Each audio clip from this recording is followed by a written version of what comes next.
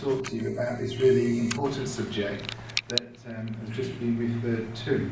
I would like to say to begin with how delighted I am that you have actually invited me to come and see what the council can do to work in partnership with our Muslim communities to see if we can do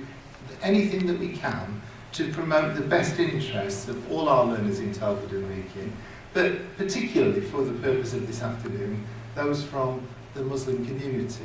And the reason that I feel so strongly about this issue is probably down to the fact that I have had a fairly varied career before coming to Telford and Wrekin as assistant director. It's quite frightening really, but I actually qualified as a teacher 40 years ago this year and have worked up and down the country in a variety of places, and it was when I was working in Bradford in the mid-1980s that this issue first arose,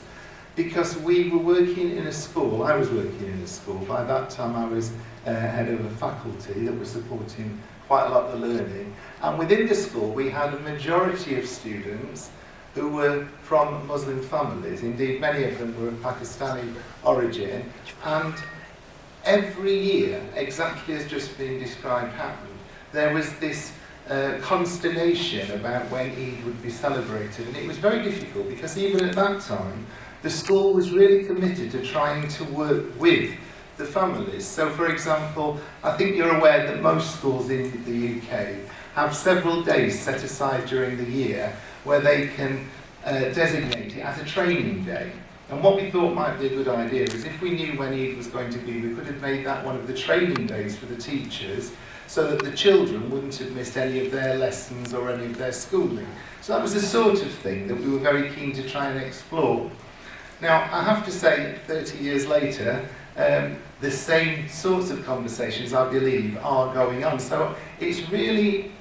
refreshing for me to hear that there might be some different way of thinking about this, so that the different communities and the different mosques that are around the country might be able to get engaged in a debate that will support their children and their children's learning. Because if I could say from a point of view, because after I was in Bradford, I then worked for a while in Birmingham. And when I was in Birmingham, I was very lucky indeed to, again, the school that I was head of by that time was predominantly Muslim. And although we did have some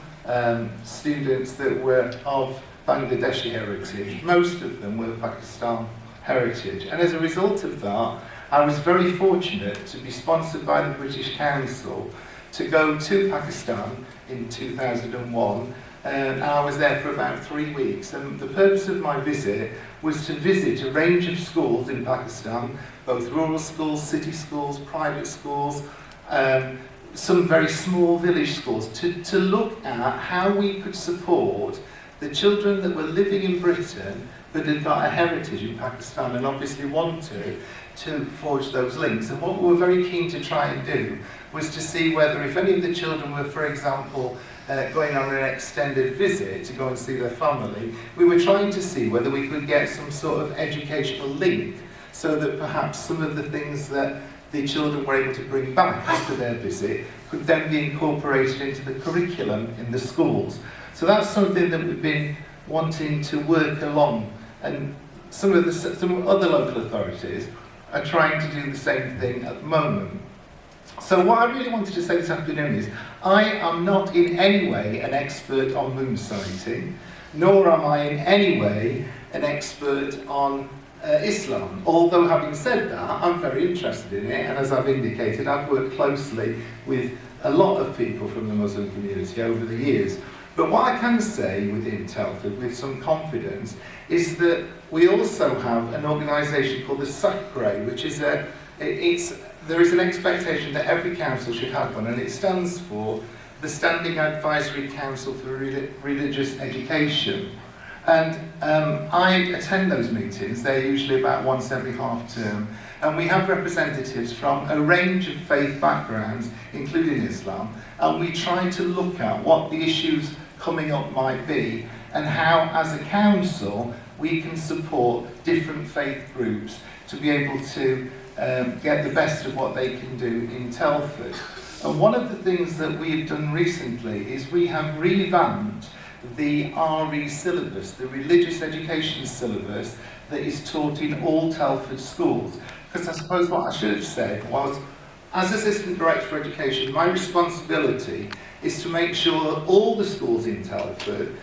of whatever background, whether they're the grammar schools, whether they're infant schools, whether they're secondary schools, indeed whether they're even academies that aren't actually local authority schools, it's still my responsibility to find whether the standards are correct in those schools. And one of the things that we've done is we've put a new religious education syllabus in, and in common with most,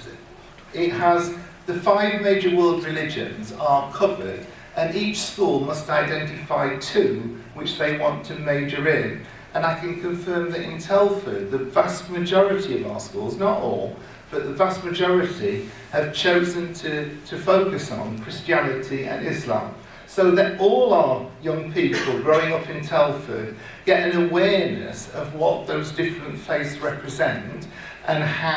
what some of the differences are, what some of the commonalities are. And what I'm very passionate about is making sure that any young person in Telford and Wrekin gets the very best deal as far as education is concerned. And I'm sure that you will be aware that in some parts of the country,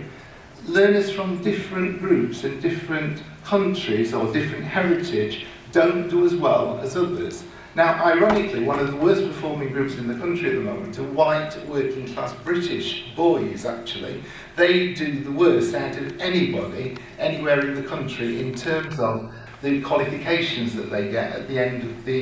their compulsory education. But sadly, the performance of Pakistani learners is also not good. And that's something that we want to try and address, because I know from talking to all those parents from 30 years ago in Bradford, in Birmingham, from I didn't mention I also worked at a large school in Leicester, that again had a different community, but it was a Muslim community from Somalia. And all those parents, no matter what their background was, had one single common thing in mind, and that was what they wanted the best for their children.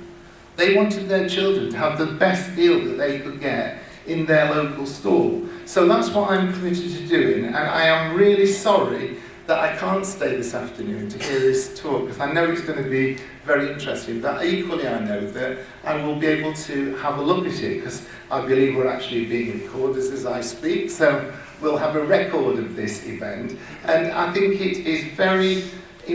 really impresses me that so many people this afternoon have given up their time to come and find out about this really important thing. So I hope that the talk proves to be as stimulating and interesting as I think it will be. And I'd like to thank you once again for inviting me.